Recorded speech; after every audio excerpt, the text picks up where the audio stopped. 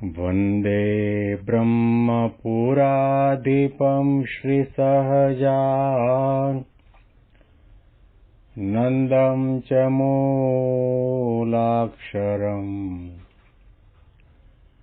श्रेयस्कारणसद्गुणैकनिलयम् श्रीप्रागजिह्वावत ब्रह्मोपासनधारकं गुरुहरिं यज्ञं तथा योगिनं प्रीत्येवं प्रमुखं महन्तमनिशं श्वेजे स्वरूपं मुदा મહિમાનો મહિમા પ્રવચન માળામાં આજે 8મી મે 2025 ગુરુવાર અને એકાદશીના પરમ પવિત્ર દિવસે તમામ સંતો હરિભક્તોને મારા સાષ્ટાંગ પ્રણામ. જય સ્વામિનારાયણ. હેપી વચનામૃત દ્વિશતાબ્દી મહોત્સવ. હેપી પ્રમુખ સ્વામી મહારાજ શતાબ્દી મહોત્સવ. ગઢડા અંત્યનું 24મું વચનામૃત 16 સાધનનું જ્ઞાનાંશના વૈરાગ્યનું. જે ભક્તે જે સાધુએ પોતાના જીવનની અંદર જ્ઞાનાંશનો વૈરાગ્ય સિદ્ધ કર્યો હોય એના જીવનની અંદર ગમે તેવી વિકટ પરિસ્થિતિ સર્જાય, ગમે તેવા સુખ દુઃખના પ્રસંગો બને, એના આધ્યાત્મિક માર્ગમાં ગમે તેવા રમણીય પંચવિશ્વ આવીને વિઘ્ન કરવા માટે ઉભા રહે તો પણ એમાં લેવાય નહીં. પોતાની નિષ્ઠામાંથી, પોતાની ભક્તપણાની સ્થિતિમાંથી લેશમાત્ર ચડાઈમાં ન થાય.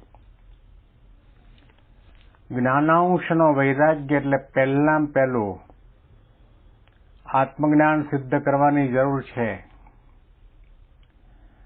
દેહ, જગતના સગા સંબંધી બધા આંખ ખુલ્લી છે ત્યાં સુધી સંબંધો છે અને એ તમામ સંબંધો દુઃખના કારણ પણ છે. આસક્તિ, વાસના, કામનામાં વધારો કરે તેવા છે. જન્મમરણ લેવડાવે તેવા છે. એવું સ્પષ્ટપણે વાસ્તવિક સ્વરૂપમાં જ્ઞાન થયું હોય, સાથે સાથે ભગવાનનો મહિમા પણ સમજાયો હોય અને ભગવાન જે અક્ષરધામની અંદર બિરાજમાન છે એ અક્ષરધામનો પણ મહિમા સમજાયો હોય અને પછી જે વિચાર જાગે, જે સમજણ આવે એ સોના મોરનો ત્યાગ કરીને ફરીથી કોડીની અંદર એનું મન ન જાય અને સોના મોરને સાચવી રાખવા માટે પૂરેપૂરા પ્રયત્ન કરે, સજાગ રહે, જાણપણું રાખે. શ્રીજી મહારાજના આ વચનામૃતમાં આપણને સૌને શિક્ષાના વચનો છે. દીવા દાંડી સમાન છે. અંતરદ્રષ્ટિ કરાવે તેવા છે, જાણપણું આપે તેવા છે અને અરીસા જેવા છે. જો આપણે નાના મોટા સુખ દુઃખના, માન અપમાનના, તિરસ્કારના પ્રસંગોની અંદર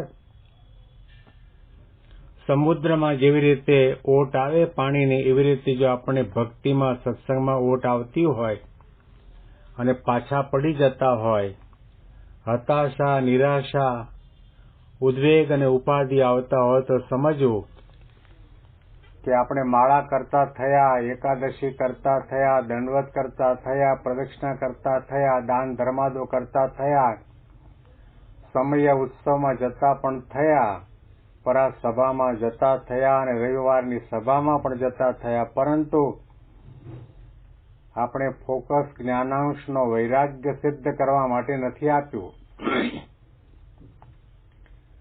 વિચારને પામવાની જરૂર છે કે કયા કારણે હું ભગવાનને મૂકીને, ભગવાનના ધામના સુખને મૂકીને, આ સત્સંગના આનંદને મૂકીને વિષય તરફ તણાવ છું.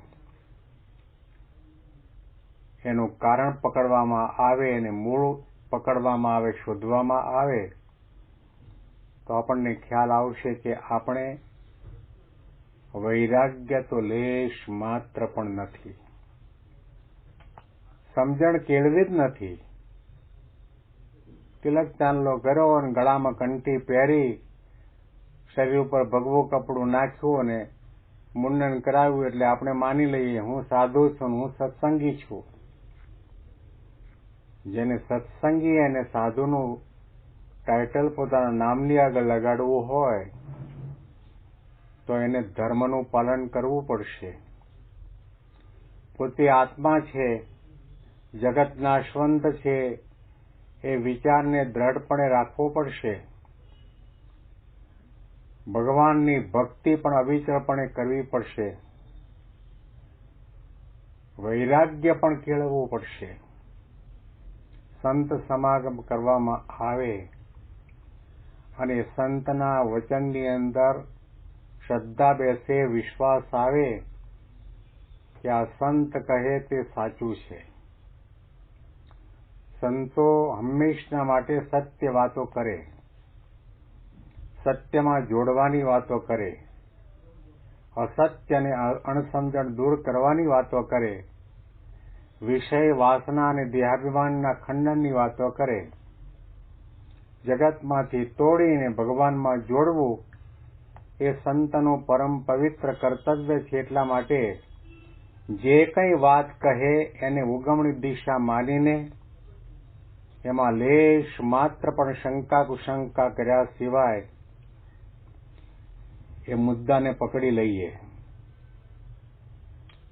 ગુણાતીત ગુરુ પરંપરાથી લઈને આપણે અત્યાર સુધી કહેતા સાંભળતા આવ્યા છીએ કે મહારાજનો મહિમા આપણને સમજાવે છે અને કહે છે કે મહારાજ સહજાનંદ સ્વામી મહારાજ સર્વોપરી ભગવાન છે, કે એને પરમાત્મા કહેવાય, પરબ્રહ્મ કહેવાય, પુરુષોત્તમ કહેવાય, નારાયણ કહેવાય, સર્વ અવતારના અવતારી છે, સર્વ કારણના કારણ છે, સર્વથી પર વર્તે છે, એનાથી કોઈ પરતત્વ છે જ નહીં.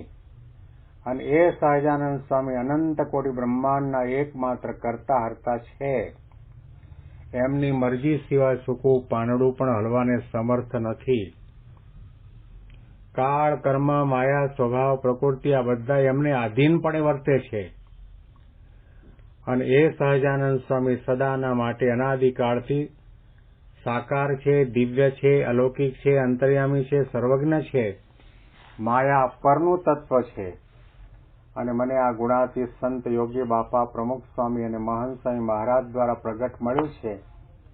આ સંતના વચનમાં આપણે દ્રઢ કરીને માનીએ ત્યાર પછી આપણને વૈરાગ્ય જાગે, ત્યાર પછી આપણામાં ભક્તપણું આવે છે. જ્ઞાનાંશના વૈરાગ્યની વાત મહારાજે સમજાવી છે. તે જ્ઞાનાંશ તે શું? તો એમ સમજણ હોય જે હું જે જીવ તે આવો છું, તથા દેહ તે આવો છે, તથા દેહના સંબંધી તે આવા છે, તથા પ્રકૃતિ, પુરુષ, વિરાટ, સૂત્રાત્મા, અવ્યાકૃત તેના સ્વરૂપ તે આવી રીતના છે, તથા ભગવાન તે આવી રીતના છે, તથા ભગવાનનું ધામ તે આવી રીતનું છે, ઇત્યાદિ જે જ્ઞાનાંશ તેની જે અંતરમાં દ્રઢતાની ગ્રંથિ તે પડી હોય અને પછી જે વૈરાગ્ય ઉપજે તે વૈરાગ્ય ખરો. અને એ વિના બીજો જે વૈરાગ્ય છે તો ઉપરથી જણાય પણ એમાં બળ નહીં. બળ તો જ્ઞાનાંશથી ઉપજો જે વૈરાગ્ય તેમાં જ છે. જેમ દીવાનો અગ્નિ તેને વાયુ લાગે ત્યારે ઓલાઈ જાય, અને વડવા નળ અગ્નિ તથા મેઘમાં જે વીજળીનો અગ્નિ તે જળમાં રહ્યો છે પણ તે જળનો પરાભવ એને થતો નથી અને પ્રજ્વલિત થકો રહે છે. તેમ જ્ઞાનાંશ વિનાનો જે વૈરાગ્ય તેને વિષયનો સંબંધ થાય ત્યારે એ વૈરાગ્ય ટકે નહીં. અને જ્ઞાનાંશે કરીને થયો જે વૈરાગ્ય તેને વિષયનો સંબંધ થાય તો પણ એ વૈરાગ્ય ક્ષીણ ન પડે.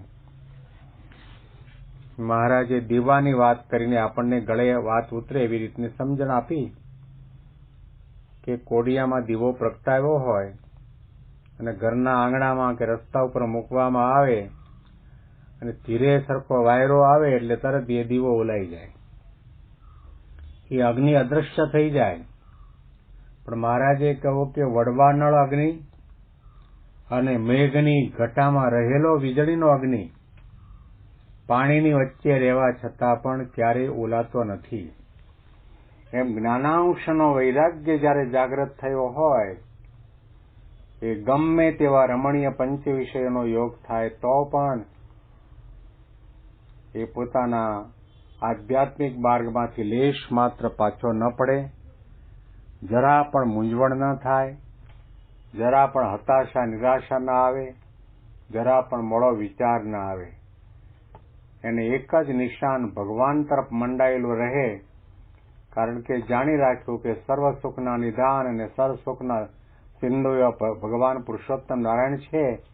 એમાં પ્રેમ કરો, એની ભક્તિ કરો, એની આજ્ઞા પાળો, એના દર્શન કરો, એનું મનન ચિંતન અને કીર્તન કરો તો તમામ દુઃખ માત્રથી દૂર થવાય. અને અનુસંધાનમાં વિશેષ વાતો આપણે આવતીકાલના પ્રવચનમાં આ જ વચનાવૃતના માધ્યમથી સાંભળીશું. તમામ સંતો હરિભક્તોને મારા સાષ્ટાંગ પ્રણામ. જય સ્વામિનારાયણ.